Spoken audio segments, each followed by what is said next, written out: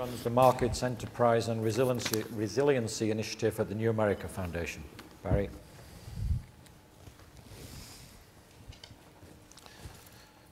Well, thank you, John, and I also want to thank Rob Johnson for organizing this really quite impressive event. You know, the challenge of the commentator is made somewhat difficult by having such a wide-ranging discussion. And it's actually made somewhat more difficult yet when the presenters don't share their presentations with the commentator ahead of time, the one exception being Andy. So given that fact, one of the things I did is I decided instead to critique the frame of the panel itself, and to do so by discussing a cross-border flow that's been much in the news recently, but very poorly understood, which is the flow of industrial components. 4 weeks ago, the quake off the coast of Japan caused the worst physical disruption of the industrial production system in the West since the Second World War. Consider just one company, Toyota. In Japan, Toyota is shut down essentially until at least May 10th. We don't know if it's going to start after that, but that's a 2-month shutdown of the biggest company in the country. In the United States, Toyota is probably going to be shutting down all of its production within the next couple of weeks. We don't know how long. They're not sure. They still have no idea how great the disruptions are. And this is just one company. Around the world, we have seen numerous small-scale similar shutdowns, some of which are still spreading 1 month later. What we have seen, in other words, is an industrial crash, a cascading domino-style shutting down of a system. This is a very new phenomena. We've seen a couple of industrial crashes previously. We saw one in 1999 after a quake in Taiwan disrupted the flow of semiconductors out of Hsinchu. We saw one in 2001 after the attack in September 11th. We saw one in 2007 after another earthquake in Japan. In every case, the ultimate cause of the crash was pretty much the same. It was extreme concentration of control over some keystone component. Just consider some of the things we learned about from this Japan quake. We've learned that one company controls 60% of the key semiconductor resin and produces that in one place. Another company, 60% of essential used to control the airflow in automobile engines. Another company, 90% of the copper foil used in lithium batteries. Another company, 50% of microprocessors used to control transmissions and brakes. And if you look at Japan as a whole, you usually find that 100% of those components come from Japan. This fact also means that it's not hard to envision far worse disruptions. It could be in Japan. We actually got lucky that this event took place in northern Japan as opposed to southern Japan. It could, if something happened in Taiwan again, there's been no change in the 12 years since the first industrial crash. The concentration of capacity there remains the same. Korea, we see the same sort of concentration as in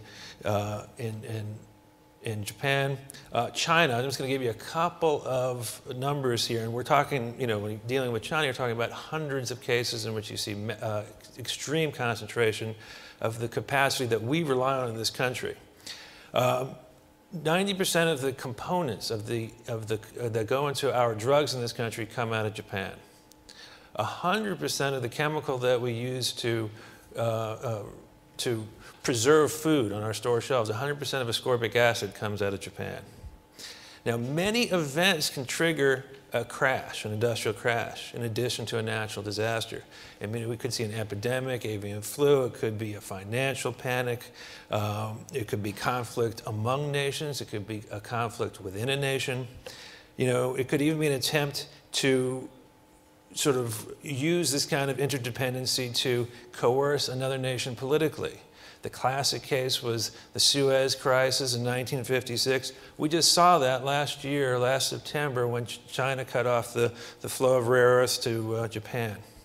Dahlia's right, day to day, these systems have created somewhat more flexibility. The problem is when there is a great and sudden shock. The supply chain actually increases the peril immensely.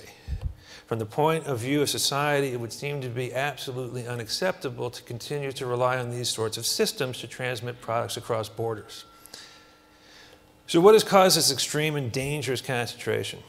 You know, last evening, Harold James said that those images of tsunami that makes him fear some kind of a reaction against globalization. You know, globalization did, in fact, contribute to the problem. You know, in the old days, 20 years ago, industrial production around the world was doubly compartmentalized within largely self-sufficient nation states and within largely self-sufficient industrial corporations. When something went wrong, that event was very highly localized. But globalization broke open the compartment of the nation state. Outsourcing broke open the compartment of the 20th century firm. And the result is we now live in a world in which when something goes wrong on the other side of the world, neither of those old walls protect us. I'm going to make a statement here, however. You know, and that's, I don't have the time to really buttress this statement with an argument, but it's a statement that's based on 10 years of close study of industrial crashes and 25 years of close study of industrial organization. Globalization is not the problem. Outsourcing is not the problem. Just-in-time processes are not the problem. None of these factors force people to concentrate capacity. On the contrary, in theory, all three should make it easier to distribute capacity. The problem is, or rather the missing factor, is that a generation ago, our anti-monopoly laws were essentially overthrown.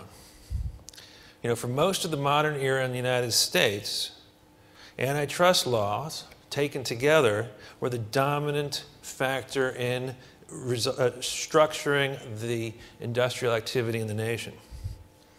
In making and protecting the markets for our industrial goods, it determined how people organized their supply lines. Internationally, we did not, of course, have antitrust. What we did have was a state that was willing to use its power aggressively to prevent other states from concentrating control over key sources of supply. The classic instance was 1986 or 1987 when the Japanese tried to grab hold of the components within the computer. The United States imposed quotas, it imposed tariffs, and it set up subsidies. The goal was not to bring that capacity home, it was to distribute it more widely. Taiwan was a beneficiary of that act, Korea was a beneficiary. Yet in 1981, the Reagan administration overthrew our antitrust law. In 1994, the Clinton administration essentially dismantled the intellectual and institutional apparatuses that we had used to oppose efforts by foreign states to concentrate capacity.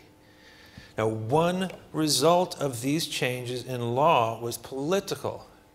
In America, over the last generation, we have witnessed the greatest concentration of power, the greatest enclosure of marketplaces that we've seen in a century. If anything, consolidation today is worse than it was during the age of Rockefeller and Morgan. Then citizens faced only dominion over our heavy industry and transport and banking. Today we face also dominion over our retail, our farming, our services, our information. The other result of those actions was extreme concentration of capacity, hence of physical risk. This may have been an unintended byproduct, but one of the byproducts of that effort to overthrow the political economic regime put into place in the Second New Deal to distribute wealth, to distribute power, to distribute voice, and to distribute capacity. One of the unintended results of that is massive physical risk in the system. I'm actually going to have to avoid making many more comments on my fellow presentations, but thank you. Thanks very much indeed, Dan.